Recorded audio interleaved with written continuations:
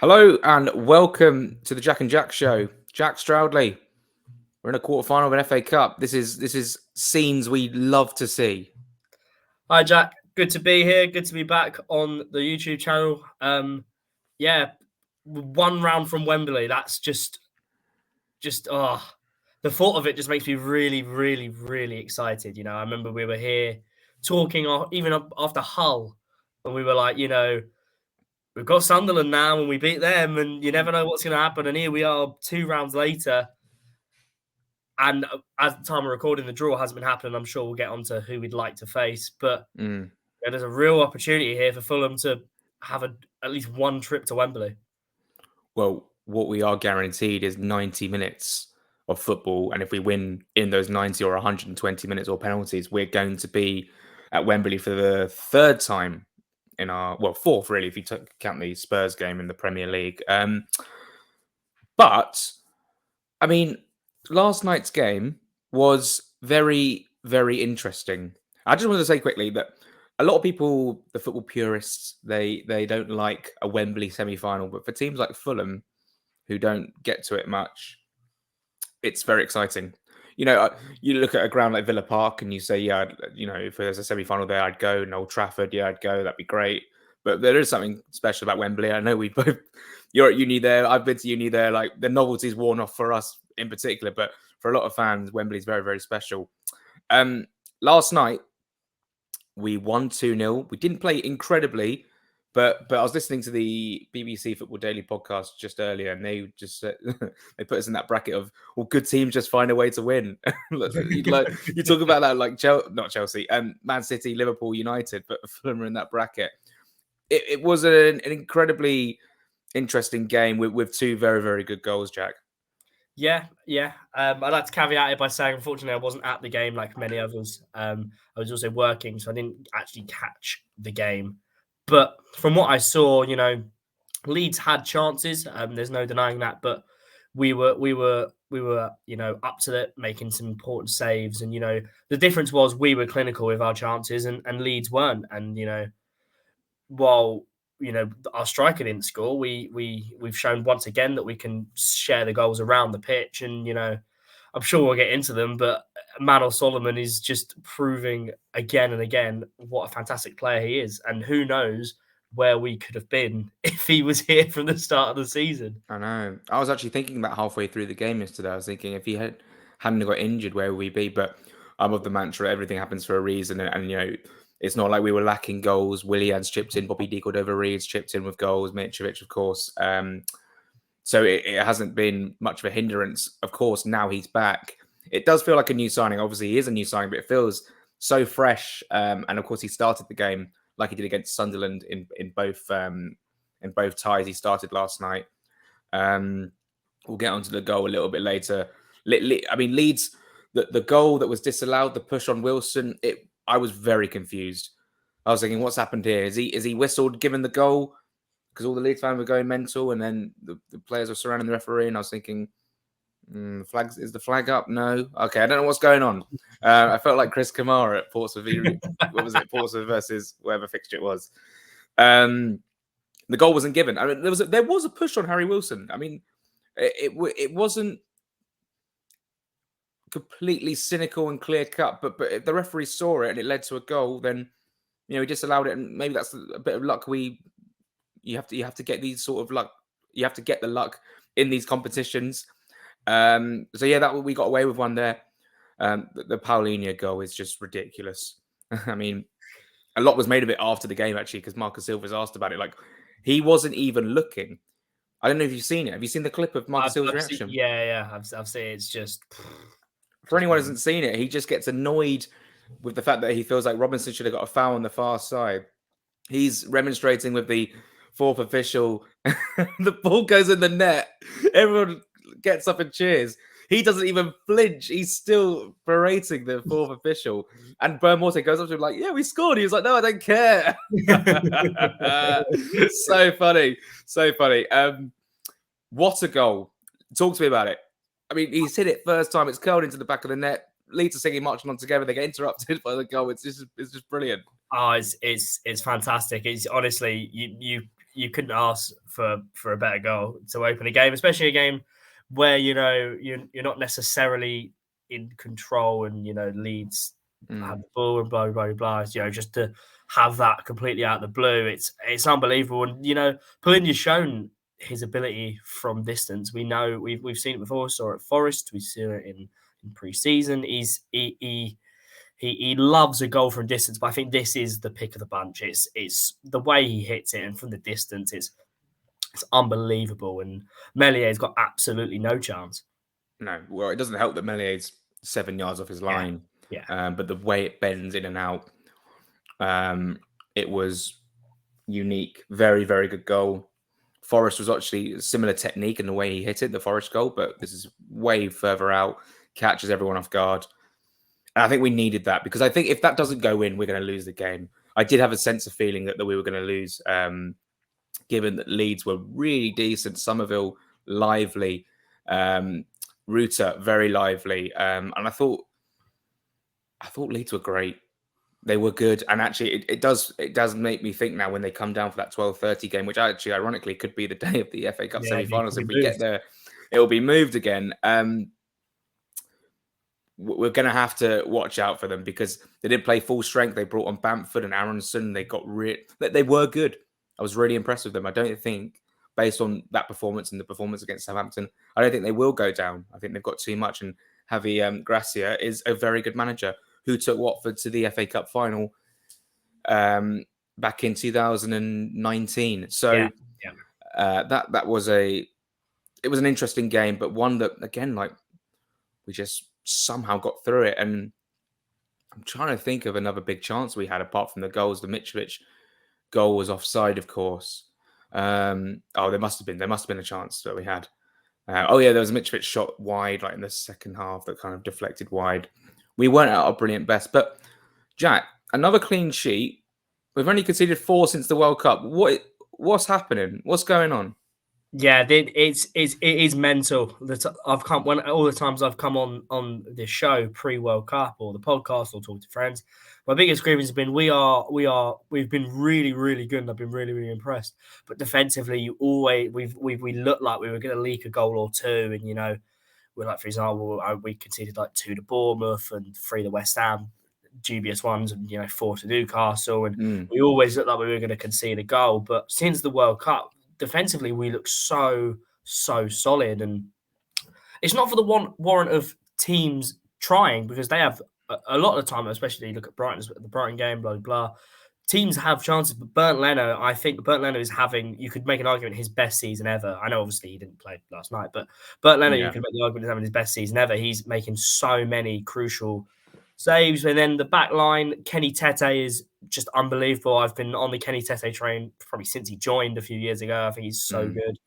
Ream, we've talked about till blue in the face. Issa Diop has really improved as well, I think, since the World Cup. He's been fantastic. And Robertson as well is proved to be a level above what we thought he was in the Championship last season. We're ticking. Everything is ticking at the moment, and then we get the ball forward, and because we've got so many players who can contribute to goals, you now add Manor Solomon into that as well. We just look like a really, really complete side. And it's the 1st of March on the day of recording, and we're 6th in the Premier League. Yes, they've got games in hand, but we're 6th in the Premier League, and we're in an FA Cup quarter-final. This is just the stuff of dreams. It's absolutely ludicrous. It's mental. I was talking to my brother earlier about it, and I was like, I feel like we should just be more jubilant. Like, we should be more happy. I think we are happy as a fan base, but maybe because we're, if I was like 15 or 16, I'd be probably like, I don't know. I'm not really making any sense, but I feel like I've been happier, like more gassed when we won games when we were in the Championship and stuff like that under Slav. But maybe that's because I was a bit younger and you mature a bit, and you know. Let's move on. There was a really interesting point Marco made in the press conference last night. He said that he planned to play Shane Duffy ahead of Ream. And what he did was he realised that the amount of pressing that Leeds are going to bring to us, and he thought that Duffy wouldn't be able to deal with that because of the lack of games and the fact that Ream's been so good. therefore he stuck with Tim Ream, and thus proved that Ream again was very, very good. Tosin was very, very good last night. It's just insane, and I like the fact we could, Mitrovic wasn't good. I mean, Mitrovic wasn't great. He didn't get involved too much. He when he was going deep to try and receive the ball, he wasn't receiving the ball. When he was good in parts, but he was brought off of Vinicius, and I sort of thought, Mitrovic is going to be pissed off. He's been brought off because he hasn't impacted the game he would have wanted to. He's the main striker, but I think he would have been like, oh, you know what? That Brentford game is more important. The game is, we're 2 goals ahead here. Vinicius, and actually, what was interesting, Vinicius actually, when he came on, had way more time on the ball to bring the ball down. No one pressed him like that. When you're under pressure from a defender, it's really hard to take the ball down and then play it off to others. But he had the time to bring it down and play others in, and it was just really noticeable how free he looked, and maybe that was because Leeds went for a different sort of tactic in terms of marking the striker. But yeah, very, very impressive. Let's talk about the draw. Let's talk about Solomon's goal. Exactly the same. We haven't done a Jack and Jack show since the Wolves game. We drew 1-1 to Wolves. Solomon scored a curler. We beat Leeds 2-0, and Solomon scored a curler from the exact same spot, the exact same goal.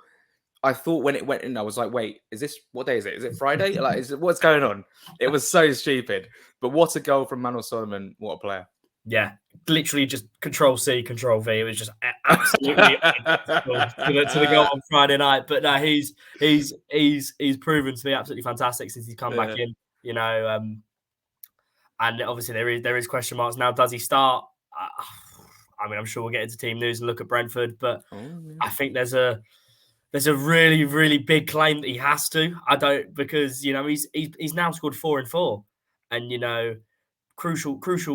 He's 4 in 4, right? Forest, yeah, right? Yeah, 4 in 4, and crucial goals. The winner against Brighton, the equaliser against Wolves, and the goal in this game against Leeds to really make it comfortable, despite Leeds putting us under a significant amount of pressure.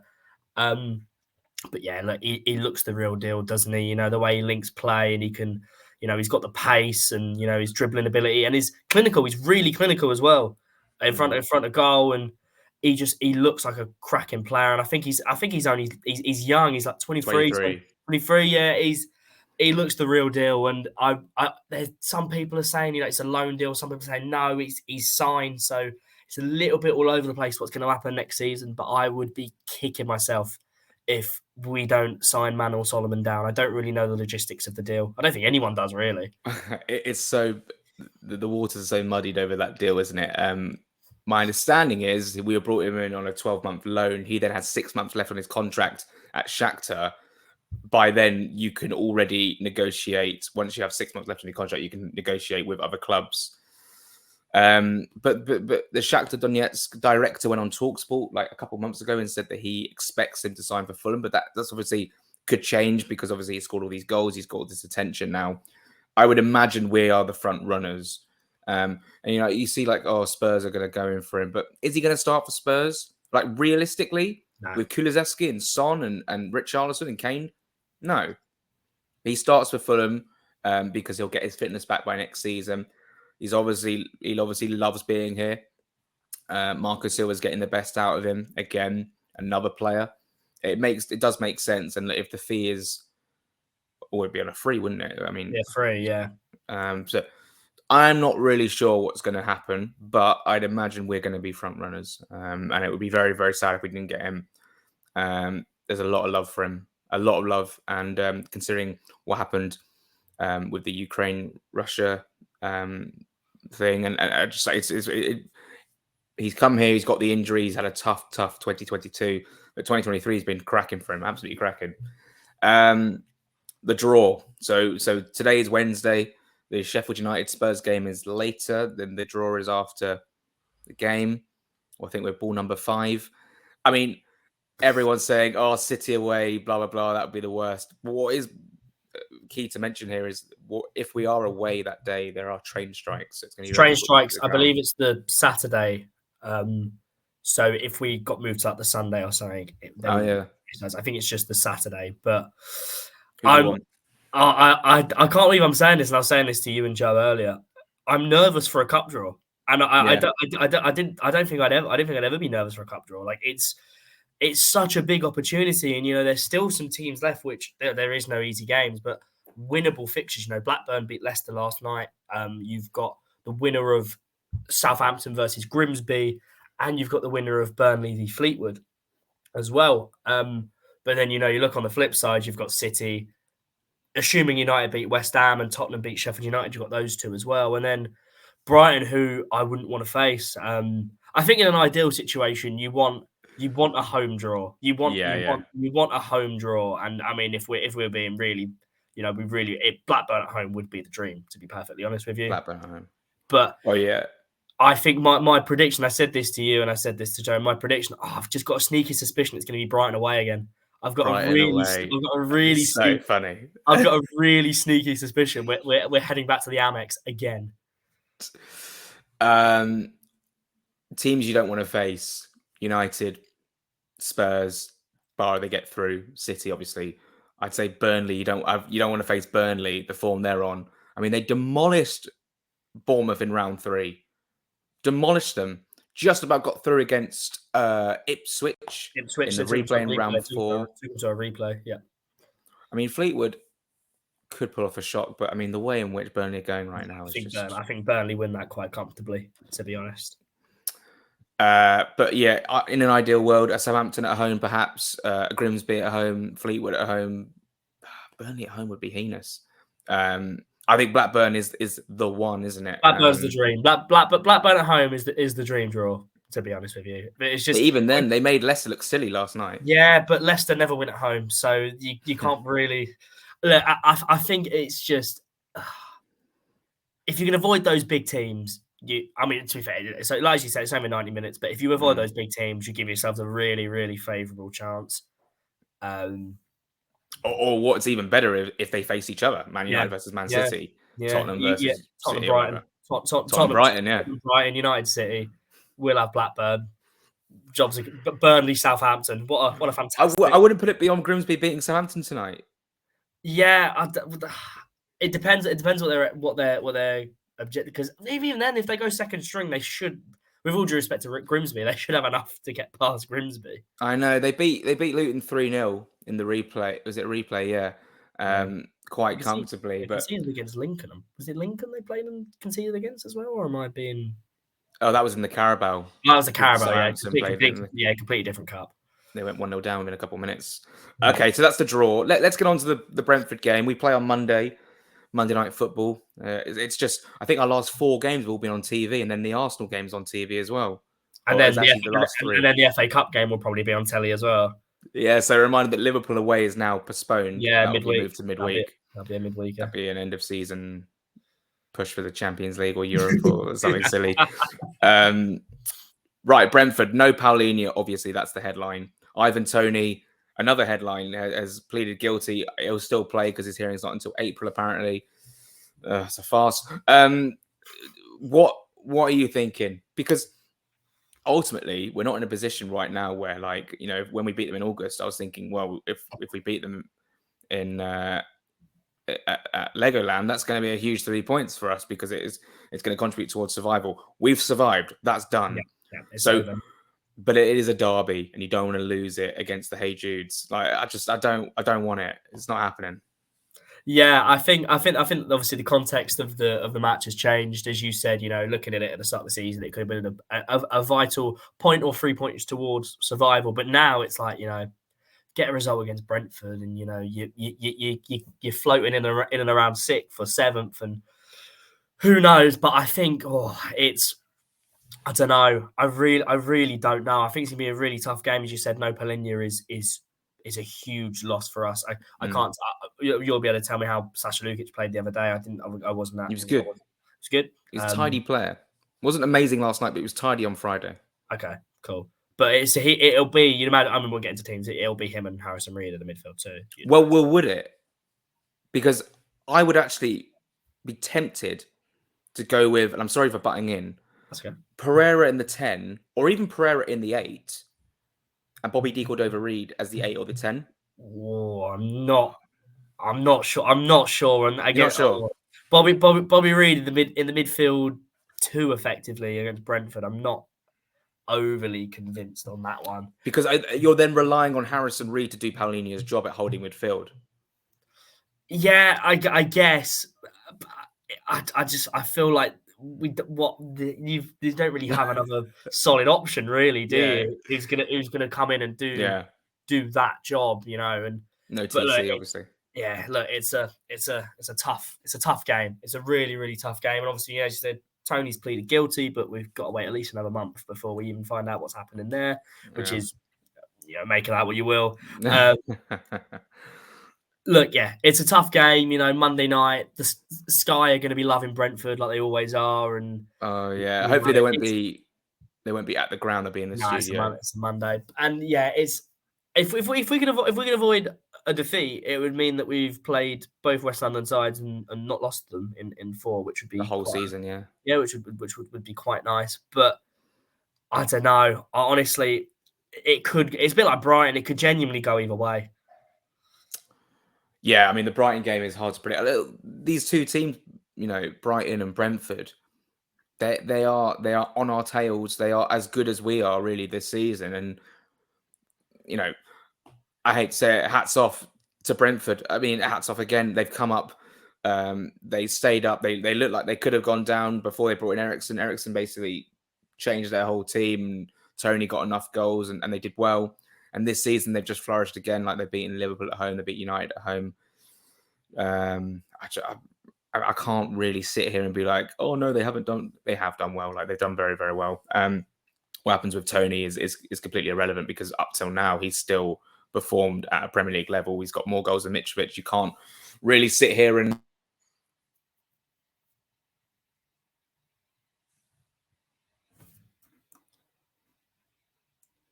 I think you've cut your mic out. I can't hear you.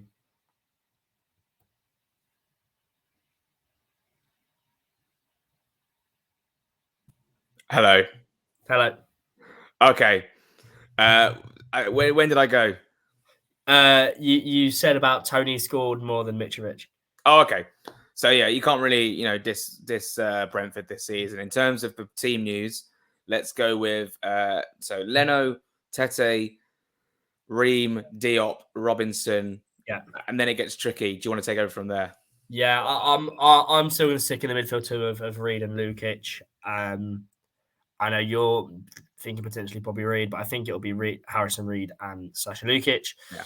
Pereira in the 10, Mitrovic up top, and then these two winger positions are really because you got Willian, you got Bobby Reid, and you got Manuel Solomon, and it's tough. It's really tough because I don't think either Willian or Bobby Reid deserves to be dropped from a Premier League side for Manuel Solomon, but you can't not start a winger who has scored 4 and 4.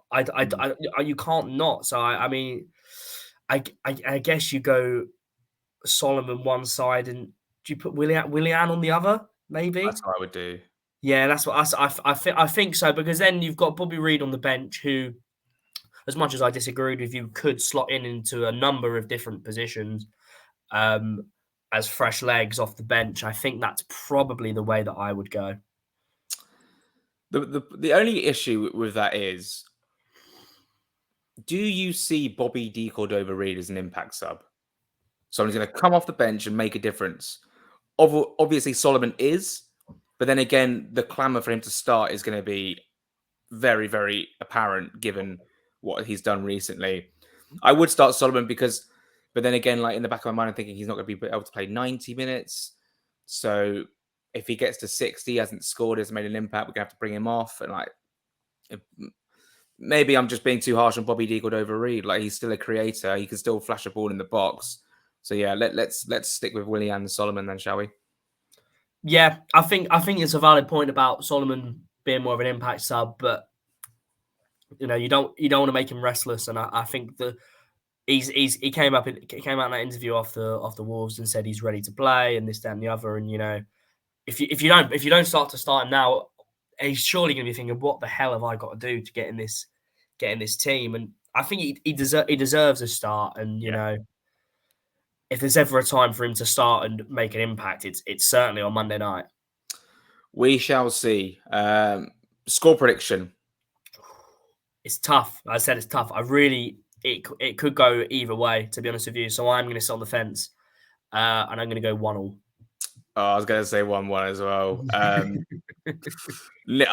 might do the same as what I said for Brighton and say 0-0.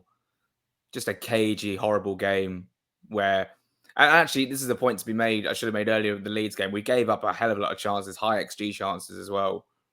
It's not like, I know we're getting clean sheets, but it's not like we've been keeping everyone out every game. Yeah, really solid defensively performance, because it's not been. But then again, like, you've had to rely on, like, Redknapp made a couple of good saves from Willie Gnonto last night.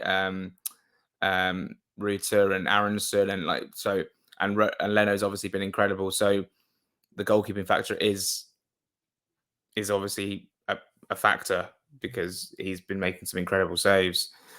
And yeah, I think that might be that for today. Yeah, sounds about right, mate. I think you've hit the nail on the head there, to be perfectly honest with you. I think that it's such a special season. It's such an incredible moment we're in. I mean, like you say earlier, last day of the FA Cup hasn't happened since 9-10. Top 6 in the Premier League. I don't even know if we were in the top 6, floating around the top 6 in that season. We finished 7th under Roy Hodgson. I don't remember us being in and around the top 6. I feel like it was 9th, 8th. We were pushed up to 7th by the end of it. But actually, I'd like to make one final point before we go, because I feel like last night it was great. I'm talking within the tributes to John Motson, a commentator who I definitely associate with growing up with football. And I know, obviously, we have both been to commentary classes at university. It's a industry we want to venture into. To hear his passing was incredibly sad, and I'll never forget growing up in 2005, 2006, 2007. Every single game I'd watched that was live, it was John Motson on the mic on the BBC. Do you have any words to say about John and your memories? Yeah, fantastic commentator. A very memorable voice that you always associate with football, and a real sad loss, to be perfectly honest with you. As you say, yeah, we've done commentary classes. It's a industry we're both aspiring to get into, and to lose someone who I'm sure at one point or another we thought, wow, I'd like to be like him. Is it's a real sad loss for football. It's so tough, honestly, and he was still. I think he was at Sutton United like a couple of weeks ago watching the game, and his passing was very, very, very sudden, and what he gave to the BBC and gave to our childhoods and a lot of people's childhoods and people growing up watching football. It was special. He had some special moments: FA Cup finals, England internationals, World Cups, European Championships. Very sad loss. And well, thanks very much for watching today. We'll be back next week, I think Tuesday, Wednesday, looking back on Brentford, looking ahead to Arsenal. Can you say champions elect? No, you can't say champions elect. Not just yet. Not just yet. Jack, thanks so much for being here. Cheers, mate. Thanks for having me. Thanks everyone for watching. Fingers crossed we get a decent cup draw, and everyone can start getting a little bit excited. I know obviously we still have a job to do, but if it's City away, although there'll be excitement, it'll be a bit like, oh God. And yeah, looking forward to Monday. Fingers crossed we can, 3 points would be absolutely fantastic. Yeah, can't wait for Monday in the crowd, which will be great. Be sensible, which is famous last words. Come on, Fulham. We'll see you on Wednesday.